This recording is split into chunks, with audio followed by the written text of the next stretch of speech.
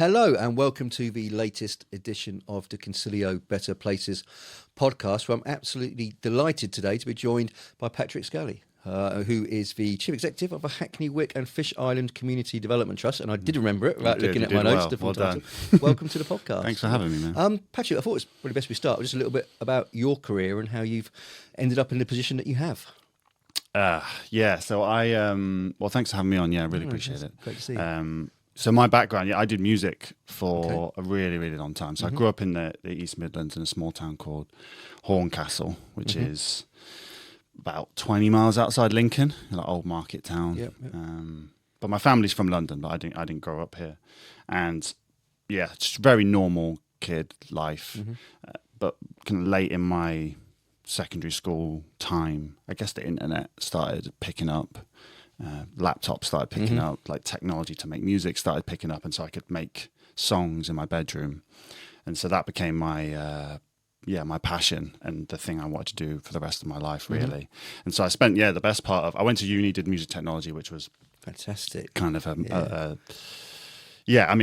it was like I remember really clearly at college getting the English literature and language, I think, and then that was going to be one path that they accepted at uni, and then there was the music one, and then at 18 you get to choose, right? So you choose the thing that's more exciting. So I chose music, and it was a hell of a ride. I was a DJ for a really long time, put out music, my own name, which is Scally, is kind of my last name, and in a group called Half Brother with a guy called Merkage Dave, who's a kind of big artist now, and also did club nights with a guy Mike Skinner, who's the Streets, who was like my brother's like idol. We just worshipped his stuff. So really sort of crazy time. But really I guess the bit that connects to what I'm doing now is whenever music is an incredibly hard career. I think anyone would admit that. And whenever it wouldn't work very well for me financially, I would sort of moonlight, I say, in setting up creative workspaces. Okay. So specifically in East London. And as I said, I grew up in a small town. We were kind of the outside southerner family growing up in the East Midlands. I always tell this story, like my mum always tells it anyway. And she says when she moved us to the town, she was confided in this older lady about wanting our family to be accepted in the town. And the lady was like, "Oh, don't worry, love you. We'll accept you. It's fine. Just give it 30 years.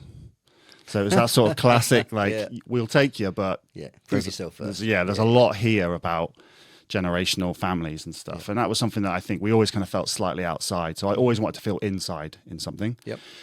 And what East London gave me in that period, like 15 or so years ago, was a chance in the creative, artistic world to really be part of something. And these sort of shared hubs of creative people, creative practice, events, quite radical stuff, was my chance, I think, to get a real sense of that. And so I started setting up spaces with companies like there's Nettle House and Hackney Downs in I was going to say, whereabouts in East London are we talking? Because when I moved down to London, so I've been here since 2001, and my first lived on the Hackney Road, and it was very much that old street area before it became Silicon Roundabout was the kind of the hub, the creative hub. But as rents have gone up, that has moved out. So whereabouts in East London are we specifically talking when you started this? Yes, well said. I think what my focus, or when I kind of came into it, I guess Shoreditch had probably started to lose its affordability in quite a significant way, and so we're talking London Fields, talking Hackney Downs, Hackney Wick, eventually, and so it's sort of migrating further and further east, really. And so I did a few spaces in the kind of Silicon Roundabout area for a company called Runway East. I worked for them for a while, and so I sort of was trying lots of different things, but essentially, through my whole time, it was very soft skills, just sort of wanting to be around people. Really interested in being around people with creative ideas who are just challenging things, building creative things. And so that really, just excited me. And I think over the years, that sort of built and built and built. And I did a brief year in Berlin, which was probably more like a Karakian, wanting to get out and be someone else thing. Lots of techno nights, I assume. Yeah, plenty of those, I always say if I'd stayed there any longer, I probably wouldn't have ever made it out. I think it's such an intoxicating place. But and then when I came back, I worked for the Trampery, who's a kind of pretty major player in the kind of creative spaces world, set up 2 spaces in the Olympic Park area. Okay. So the Trampoline on the Gantry, which is in Here East, which is the old yes, I know that's press a and great job Olympic. they've done. Brilliant job they've done there. Brilliant job. And then Fish Island Village, which is Europe's largest campus for sustainable fashion. So did those projects with the Trampoline. And then that kind of led to this moment of really being at the CDT. So I went to work for Hackney and Tower Hamlets Council for a while on place-based kind of economic development in the cultural sector. And during that time and all my time in Hackney Wick, I'd been a long admirer of what we call the CDT, sort of just for short, were doing. Sort of felt quite radical in the commercial space and the affordable workspace sector. It felt really necessary to me. Yep. And so as they were building, I was kind of supporting in different roles, and we were kind of building together. And then about 18 months ago, I decided to kind of come over and help them launch their first kind of major project. Right. Yeah. So what? So we'll call it the CDT, but the Hackney Wick and Fish Island Community Development Trust, just sort of from now on to be called the CDT. In this conversation. So what is the purpose? What does it do? What is the raison d'etre? Yeah. I mean, our core thing is really that it was set up around 2017 by 4 anchor organisations in Hackney Wick who had been around pre-Olympics, really been at the vanguard of the area for a really long time, who were seeing the rapid regeneration of the area and believing that too much of that regeneration was falling into private hands, and that people like them, who had really been the bellwethers, were now no longer central in the conversation, and there was a real loss of social fabric there. So these folks came together, and it was Grow in Hackney, who are still there now. Stour Space, who are no longer there but still operate under different names. A company called Creative Wick as well, who do the Cultural Interest Group, a really key organisation in the area. And then the Yard Theatre, which is the main kind of theatre group in the area, and again, still there, still doing amazing things. And so really this kind of group of people came together to say there's public ownership, there's private ownership, we need community ownership of assets to have a material and moral say in how this area is being shaped. And so for the best part of 6 years, it was a lot of great work in terms of helping specifically the LLDC, also Hackney and Tower Hamlets, because we bridged the 2 boroughs. And the LLDCs had planning control until very recently. Very recently. So it was always working with those people to help them understand where the pain points are, what's the local temperature, specifically in terms of assets around commercial workspace and ideally housing, but commercial workspace specifically. So trying to help them to understand what's going wrong and maybe where policy's falling short. And so we've been working for a long time to say, in order to preserve the social fabric of the area and to truly create a livable place, community needs to have a deeper say. And so that's what we've been working at for a really long time. And last year we got our first sort of major meanwhile project, which was connected to this long lease that we've got with a company called Halcyon, which is... Oh, Halcyon, yes. No, Halcyon. Is this 115, 119 Wallis Road? Exactly. So just want to explain about that. I think it's a 99-year peppercorn rent. Now, commercially, what is the advantage to a developer of entering a 99-year peppercorn rent? So, and why would Halcyon think that was a sensible thing to do? Yeah, I mean, well, from my perspective, of course, I mean, I'm sure they'll have a slightly unique take on their side too, but the conversation goes a long way back. I mean, many of the people that work for Halcyon now used to work for The Collective, which is a company that went under during kind of COVID. And so they were developing lots of sites, involved in many sites in the area. So these people were actively engaged with the area, so knew the movers and shakers, knew where the problems were. And so we were keeping, it's what we do, we're connectors. Well, that's our, that's our, I guess, our key skill, I think, in that world and the political world, but also the every person on the street, on a bench, having a conversation. So really for them, we entered the conversation to say, and it goes back even further, really, because for 3 or 4 years, we've been working through a GLA funded program. It was High Streets for All, so it was a post-COVID recovery program.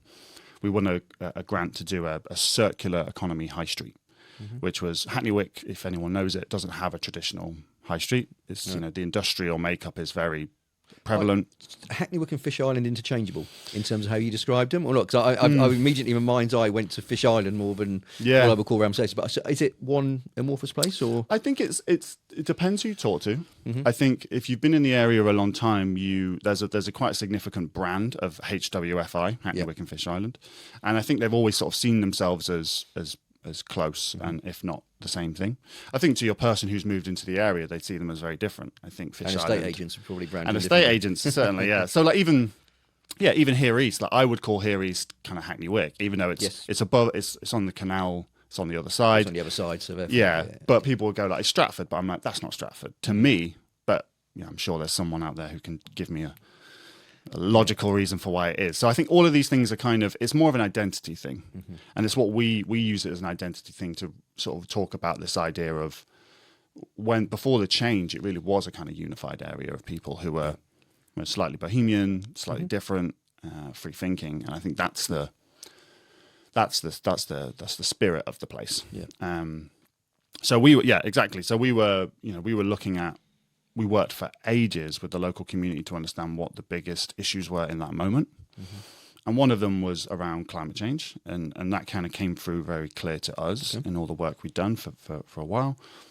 But specifically, there was a really unique, innovative business community who were winning major global awards and doing great things in the local area, like grassroots business, but also lots of businesses that weren't in that space who wanted to just be better citizens of the planet, or people who lived in their house and thought, can I do more with my waste? I'd like to have more ethical consumption choices locally. And so all of a sudden for us, that felt like something we could connect with, and it spoke to what we were about, and also gave us a unique hook in terms of what we were going to do delivering space. Because I think the key, to go back to your kind of original question, what is the advantage of them working with us in this moment is that, we've delivered these circular economy hubs, which isn't being done anywhere else, not even in Hackney Wick, specifically in East London.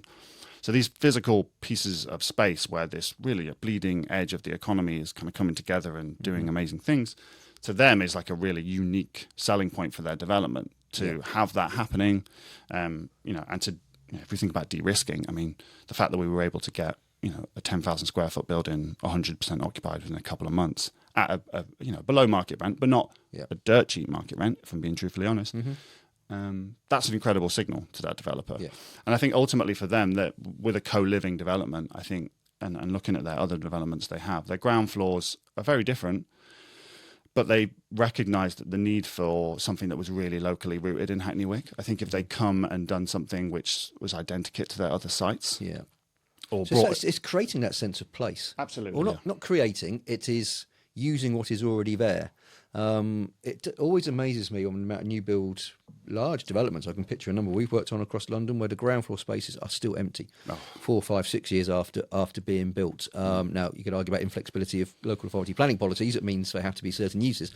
To one side, what you're doing is actually ensuring that ground floor is animated almost from day one, I assume, which therefore makes it a more attractive place. And to be frank, from a developer perspective, brings more value. Yes. And it goes deeper. It's the fact that we've created this thing not out of the genius of our minds or something. It's listening to local people, understanding what they want to see, and trying to, whether it's in the governance, in the use of the asset, it's things that go deeper than a traditional, as I say, we've got a planning condition to deliver some affordable workspace. Let's do an open thing to the operators and see who can basically give us the best. Who bites. So for us, this is saying, actually, we want the hands of the local people across every part of it. And I actually think, as we were talking before the pod, in terms of living on in a property like that, if I was a young person who moved into a co-living place and had a ground floor that was actively being run by the community, full of community use and spirit, that's something that I'd want to come home to every day. That's something that would make me the synergies are clear there, aren't they? Proud. I think that so I think a lot of that, it's the working relationship with them, it's the working relationship with the LLDC. So we spent a long time trying to work with them to kind of get roots. And so I think it was the kind of perfect confluence of a lot of things. And we're just really excited, especially to that point around the 99 years, because that's a commitment. That is the biggest commitment.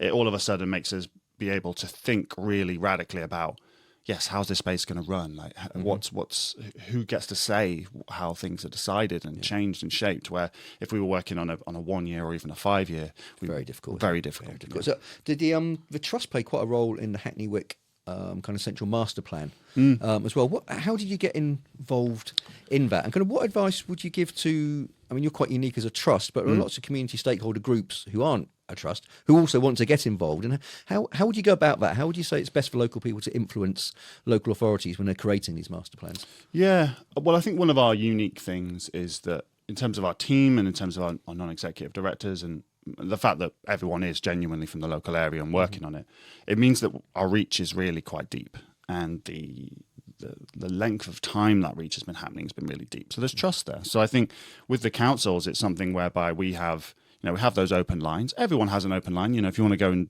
change something in your area, speak to your local councillor. It does work. Really, it can work. But I think that the key, I guess, is probably stepping back, thinking about how unique the area has been since the Olympics. It really meant that there was a sharp focus from the local politicians on what was happening, and getting it right.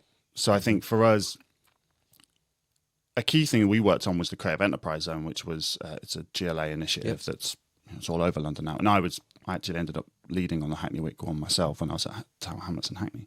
But the CDT were one of the people that was central to that happening. So it's the CDT working with the boroughs, it's working with the LDC and saying, yes, we can get this money in.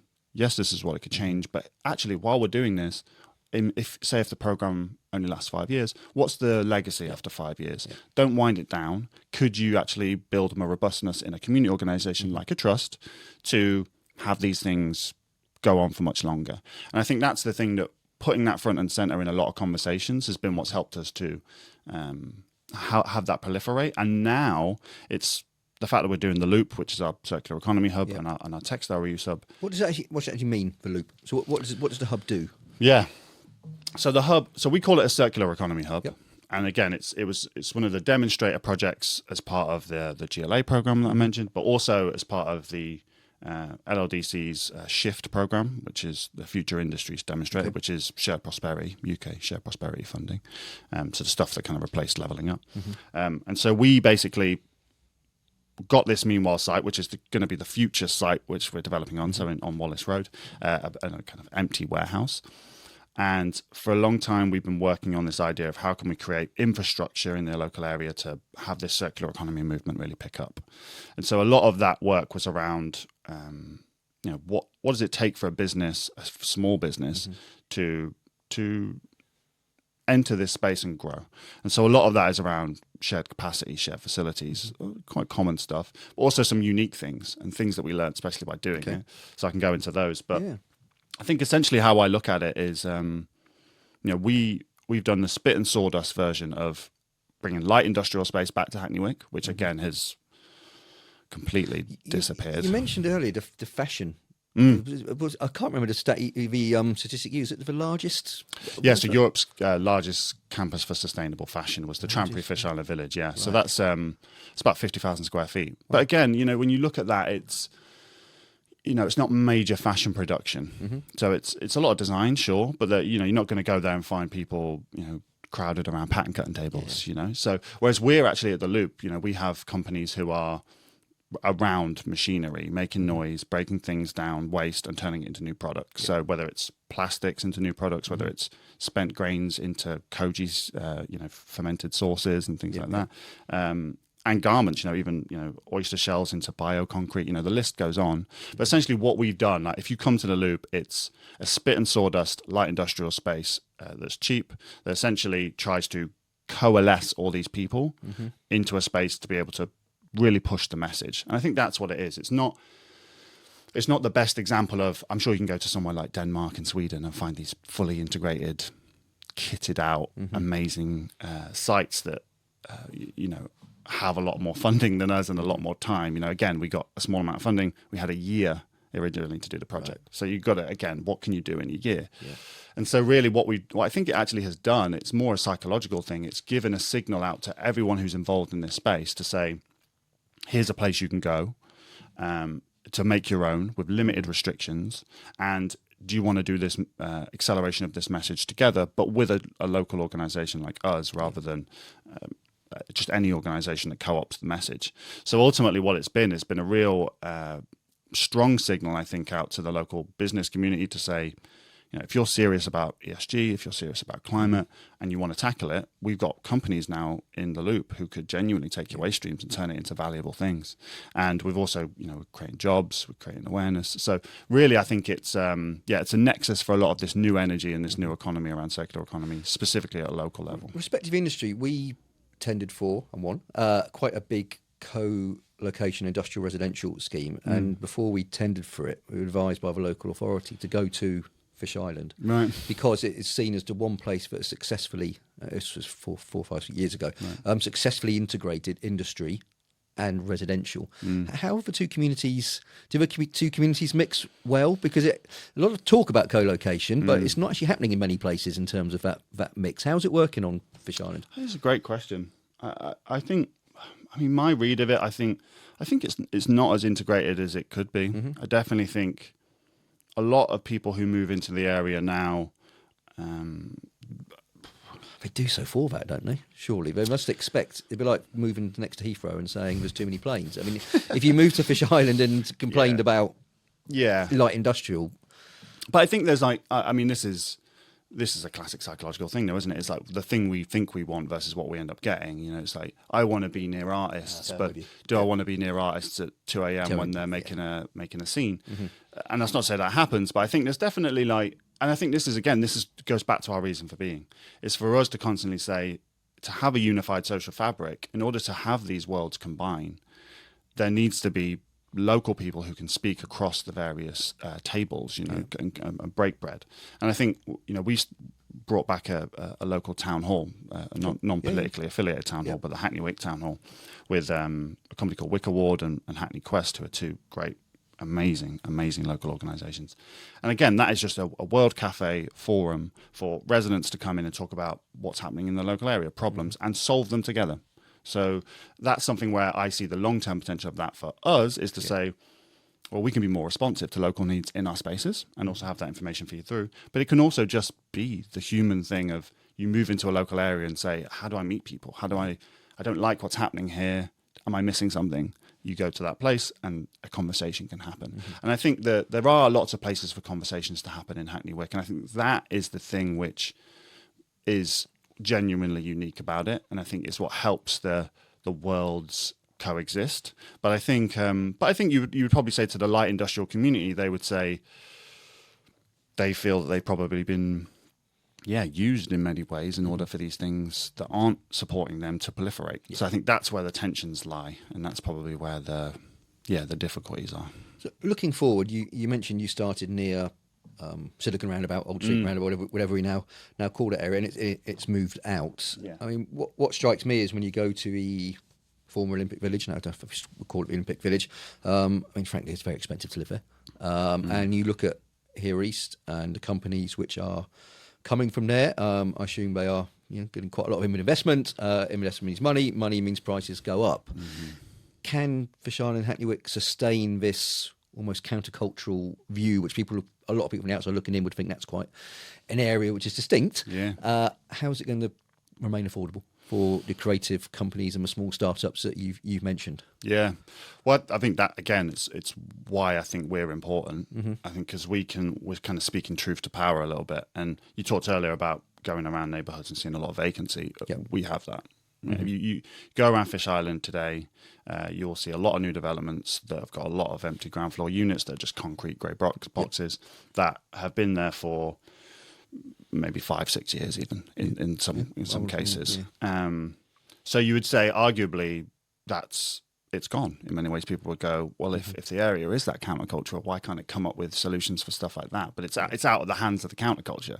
But I still feel like it's an area where, for example, like our company, The Loop, all the things we've done, they are genuinely radical different things, and they are happening there not by accident. And so I think when you really go down to the people and you abstract all the stuff away, it will retain it, because I think too many people care about the area and feel the the air, feel it in the air. You know, it's something that you can't really put your mind to necessarily and articulate. But I think in terms of preserving it, that's what our case has always been. Is we're saying in order to preserve it, I think just building anew and delivering some commercial space and having it be policy compliant isn't going to keep the bleeding edge of our society there. They will go to other places.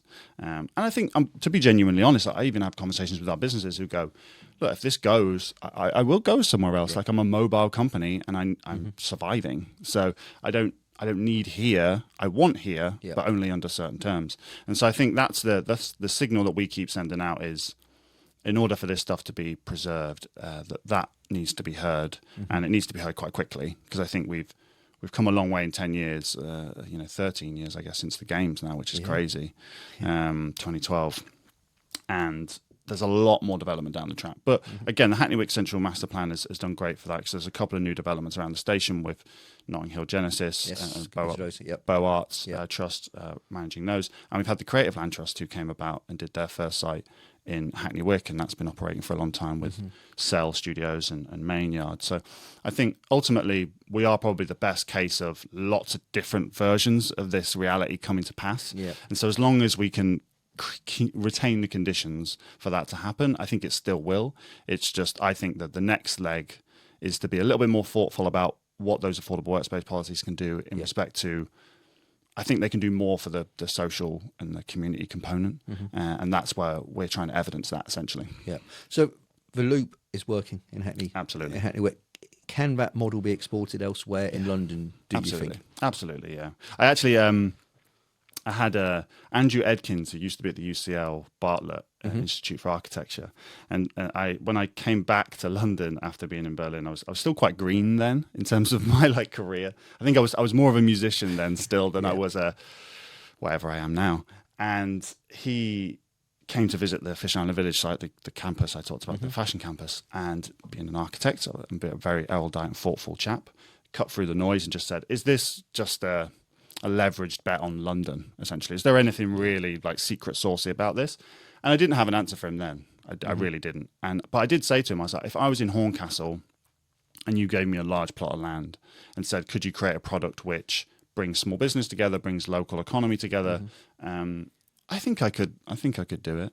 And I think being thoughtful about it now, I think it is the thing that keeps coming to me is that many people, when they come to the Loop and when they come and ask about the CDT, and they don't know about the sector very much, they think that there's a version of us in every borough.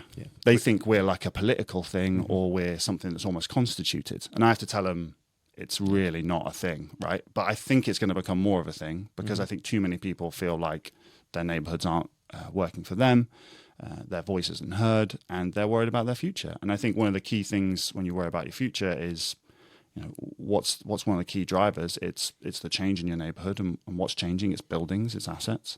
And I think with some control over that and some stewardship and some radical thought, I think it really can put people back at the heart of it. And once you do that, it's, well, what's the local need? And it doesn't have to be circular economy. It could be. But it could be anything. And I think the local community will decide. Yeah, and I think in 10 years, I always say, I could see us doing something in health. I could see us something doing in housing. And it's just responding. And I think it requires really empowered people to feel like they have agency to come together, and once they do and can kind of commit the time, I think with the right kind of spiritual alignment, these things do tend to just come. But it's a hard thing. It's really hard. So this is a lot of work. It's a lot of work, and it's built off the backs of lots of people who are not being spoken about and never will be, and they almost probably wouldn't want to be, but they did it because it was selfless. But the end product is people come to the Loop and see this amazing thing, but it's a long story. It's a committed thing, but I believe in people, and I believe that in local areas there's lots of people like that wherever you go across the world. As the country singer Luke Bryan says, most people are good, and I subscribe to that. I really do. There's a lot of people. We don't hear the good news. There's that thing about if we just led with the good news every day, the world would be a better place. There's negativity bias. Focus on negativity. So I fully agree with that. But so in 5 years' time, where do you see the CDT? Where do you want it to be positioned, and what do you want it to have achieved? Yeah, absolutely. I think for us, what we've learned over the past couple of years really is kind of how we how we do what we do in the real world. I think for a long time it was sort of something on paper. It's kind of ideological, and I think it meant a lot of different things to a lot of different people. Yeah. And I think that last point's really important, because I think it's not a fixed thing. I think what we're doing now is not necessarily how we're going to do it in 5 years, in 10, or in 2 months. I think the thing we do is we want more ownership and stewardship of space in Hackney Wick and Fish Island. We're also happy to kind of expand out and educate as we go. So say we help an organisation in another borough get planning, it would be about, okay, well, within this is like, how can we train up or work with the local area to then eventually take over something like this. But I think the key is that I think we're really focused on climate and the circular economy. And I think it protects the light industrial future of the area, because these spaces need to be loud and noisy and messy. And it's something which I actually think can unify, to your earlier point around the larger organisations in an area. So as you said, a place like Here East or the V&A or the BBC, they have ESG, they have CSR, they have things they want to do. And we're about saying, well, we could build a local cluster that can actually facilitate and solve those problems. And this virtuous loop kind of continues. So I think for us, I think we definitely have a kind of target of a certain amount of space that we'd like to have, be working with. And I think really the second order is, how can we be more radical in terms of, in those spaces, how does everyone involved in it have a material say in how it's shaped and built? And it's being much more considered about, pressing against those kind of commercial models. Well, that was going to be my... So a lot of commercial projects that we work on, there is now a requirement from our local authority for some form of affordable space, some form of community use. And it's... A lot of people scratch their heads and think, well, we don't just want to give 4 desks away to people who live low. I mean, that is literally what some people think that means. And I get the feeling half the time the council would accept that as almost affordable. A lot of clients want to do a lot more than that and do the type of things you're talking about. How should they approach this? How should they, let's say, to random sake, Lambeth, if you're working in Lambeth, how would you advise a developer who's got space to think along the lines of what you're doing in Hackney, and who should they engage with and how should they start that process? It's a good question, yeah. I think... Well, I think I really think if you sort of, well, there's one version of the extreme version would be like thinking about planning policy and really like effectively putting some guardrails in place in order to have these things be more easily liberated. Because I think that's easily liberated is a nice way to say it. Yeah. It's well-intentioned but restrictive, a lot of policy around this, I feel. Yeah, and to be honest, I mean, we often get brought into, we spent a lot of time on a lot of conversations on a lot of sites that go absolutely nowhere, and we pay a heavy price. We're a massively constrained organisation. We don't have, the opportunity cost is massive for us of all of these things, and so that's the thing I think that needs to change. I think you can't say we want all of that stuff to happen and the risk is borne on the local people in the area. That's not the fair way to play it. Because you are genuinely asking people to mostly give up their time for free and give up their knowledge for free, and that can't be sugar-coated. So I think that's one critical way of, I think, certainly affordable workspace policy, I think, can do a lot more in the future. And we're in Tower Hamlets now. They're just in the process in the local plan reviewing their affordable workspace policy, and they were one of the first people that did the policy, and they had a 10% for 10 years. 10% of the floor plate was their policy, which, if you've ever run a business in Tower Hamlets, if I say I give you 10% below market rate, is that affordable? No. So, you can go, okay, we'll go a little bit further, we'll do 30, 40%. But to me, that just feels a little bit like, well, that's a short-term metric that's really easily measurable. Whereas for us, we say, well, actually, we can probably get a blended approach in a space which does do some of those things and does do some of the really affordable stuff, but actually just says, give control to the local people to say how it runs and work it and sweat it in a way which is more meaningful. And I think that's the thing. If I was to say to another council, it's like, try to understand who the people in the area that, yes, have the knowledge, because I think that's something that's really critical. Is we're very blessed as an area and as an area that we have people who have multi-decade experience in working with planners, doing viability studies, architects. The knowledge from working through the Olympic Games and all the build-up to that must be immense. Alex Russell, like Paul Reynolds, all these people in our organisation who do this stuff at a very high bar, who have committed their time and their effort and their energy to help us as an organisation be able to get to the point where we can win 99-year leases and we can help people get through planning in a serious way and deliver something. So I think it's about that capacity building and trying to understand who those people are in an area. And once you get those people around there, I think if you had a supporting policy, I think it would be something that could be easily liberated. But I think it requires those two things in convergence to do it optimally, in my mind. Yeah, brilliant. Well, thank you very much for your No, time. thank It's a you. fascinating discussion. Thanks for having us Any on. future club nights with Mick Skinner coming up? Oh, no. I'm too old to go, so I'm not asking for me. I'm asking for our younger listeners. Well, if you'll do it with me, then maybe Yeah, maybe. we'll make something happen. Brilliant. Thank you very much for your time today, Patrick. Thanks, mate. Thank you, everyone, for listening. Thank you.